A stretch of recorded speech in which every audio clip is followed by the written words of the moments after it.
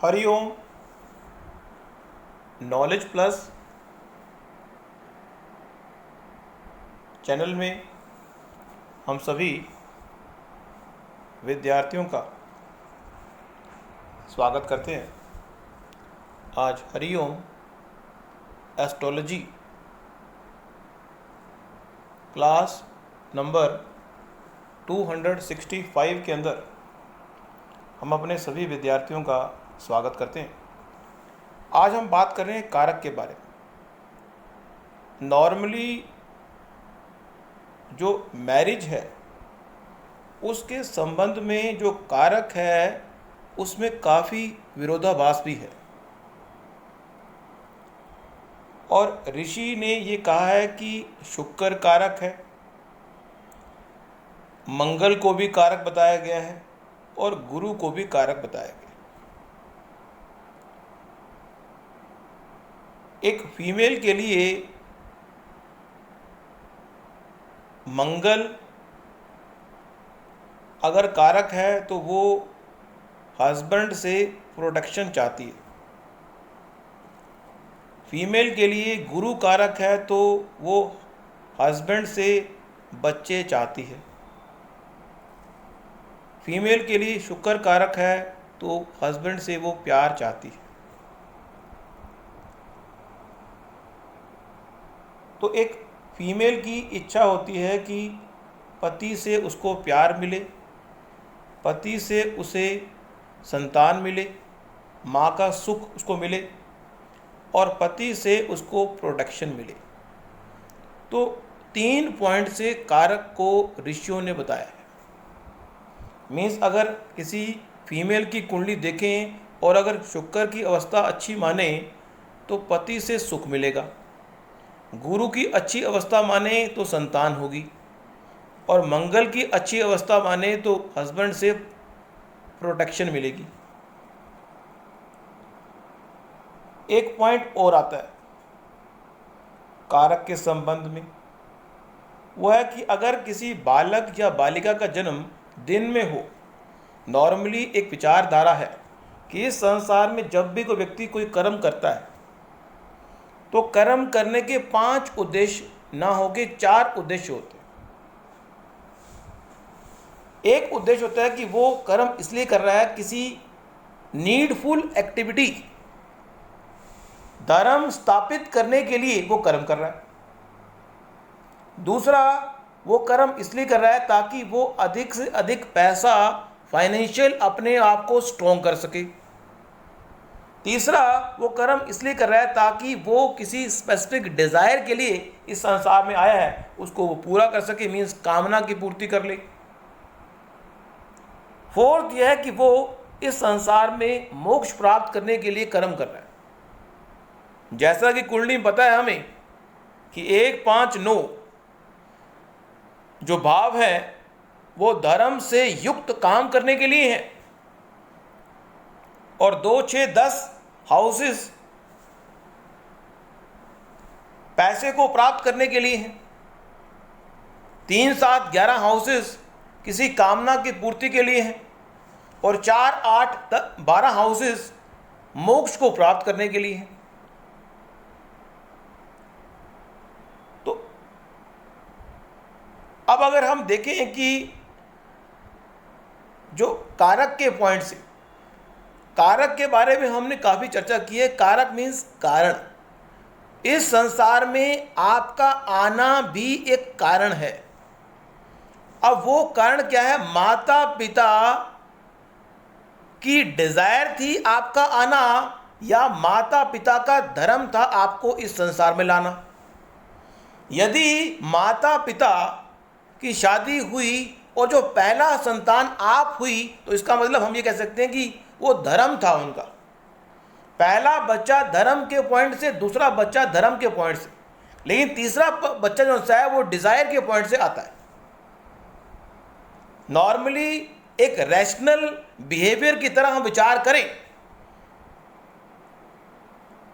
बात का नेगेटिव मतलब बिल्कुल ना निकालें, रैशनल बिहेवियर करें कि हम दो हमारे दो, हम दो हमारे दो के बाद अगर तीसरे बच्चे की बात आती है तो वो धर्म नीडफुलनेस नहीं है, लेकिन वो डिज़ायर है कि आपकी डिज़ायर है कि एक बच्चा और होना चाहिए।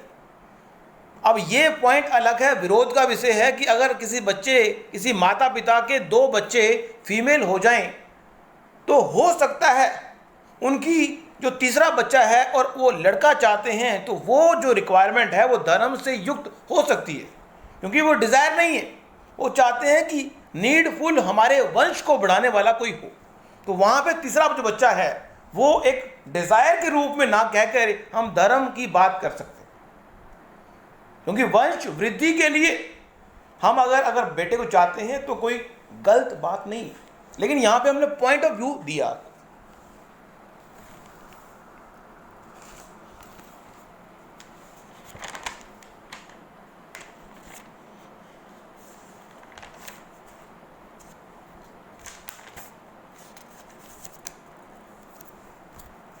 अब यहां पे ये भी कहते हैं कि अगर किसी बालक का या बालिका का जन्म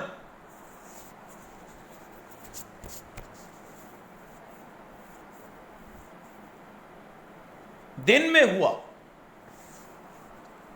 दिन में अगर आपका जन्म हुआ है तो माता पिता की डिजायर की वजह से वो जन्म हुआ है, और उस स्थिति में जो सूर्य है वो पिता को और जो शुक्र है वो माता को रिप्रेजेंट करता है।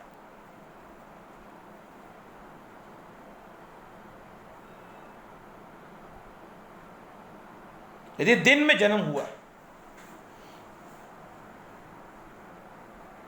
अगर आपका जन्म दिन में हुआ है तो सूर्य पिता का कारक बनेगा और शुक्र माता का कारक बनेगा, और आपका जो जन्म है वो माता पिता की डिजायर की वजह से हुआ है, क्योंकि दिन में कोई भी एक्टिविटी अगर परफॉर्म कर रहे हैं या आपका जन्म दिन में हो रहा है, नॉर्मली कहते हैं कि अगर संबंधों की बात है, अगर व्यक्ति दिन में संबंध बना रहा है तो इसका मतलब उसकी डिजायर है दिन में संबंध बनाने की, लेकिन जो रात का संबंध है वो धर्म से युक्त कहा जाता है।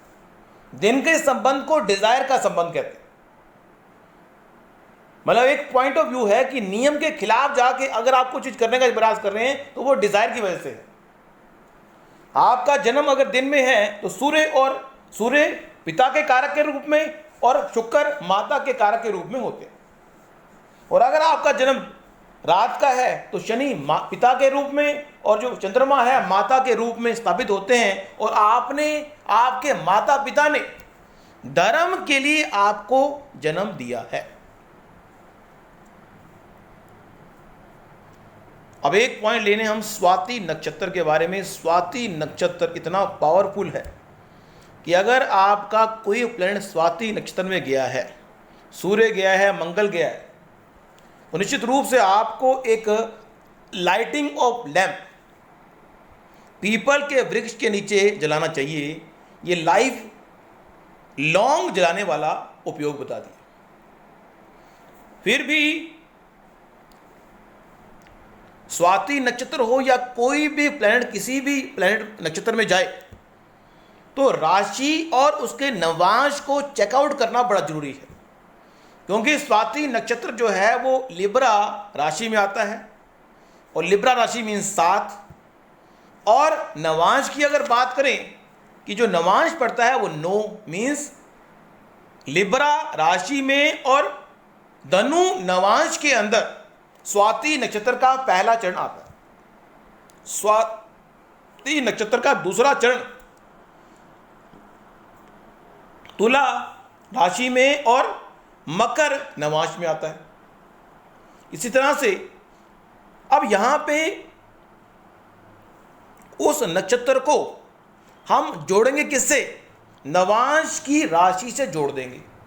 मीन्स स्वाति नक्षत्र का अगर बालक का जन्म हो और उसका पहला चरण हो तो व्यक्ति गोल ओरिएंटेड होगा, क्योंकि हमने 9 नंबर को पिक कर लिया। और अगर हमने स्वाति के दूसरे चरण की बात की तो हमने 10 नंबर को पिक कर लिया। मीन्स वो डिवोटेड होगा किसके प्रति? वर्क के प्रति। और अगर स्वाति का तीसरा चरण होगा तो जो उसका डिवोशन होगा वो एक नेटवर्क सर्कल के प्रति होगा। और अगर स्वाति का चौथा चरण होगा तो जो उसका फोकस होगा वो धर्म मोक्ष को प्राप्त करना होगा। तो आज की इस टॉक में इतना ही। नेक्स्ट टॉक में कुछ और जानकारी हम आपको देंगे। Thank you so much for listening and always putting Hariom knowledge plus.